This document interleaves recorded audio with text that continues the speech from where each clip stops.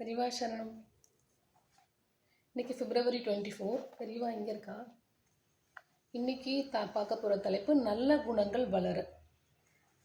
ஒரு நிறமும் இல்லாத சூரிய வெளிச்சம் கண்ணாடி பிரிசத்தில், அதாவது பிரிசம் பட்டு ஒளிச்சிதறலில், அதாவது ரிஃப்ராக்ஷன், அனைத்து நிறங்களையும் வாரி கொட்டுகிறது அல்லவா?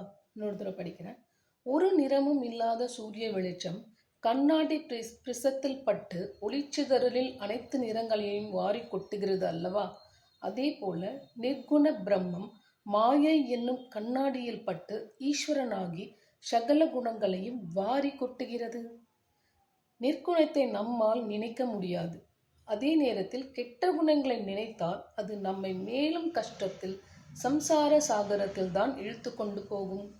அதனால் நல்ல குணங்களை, கல்யாண குணங்களையே, அதாவது நல்ல குணம்னாலும் கல்யாண குணம்னாலும் சேம் தான், நல்ல குணங்களை, அதாவது கல்யாண குணங்களையே நினைக்க வேண்டும். வெறுமனே குணத்தை நினைப்பது என்றால் முடியவே முடியாது. அதனால் உயிரோடு உருவத்தோடு அந்த நல்ல குணங்கள் எல்லாவற்றையும் கொண்ட ஒருவனை நினைக்க வேண்டும், அதாவது ஈஸ்வரனை.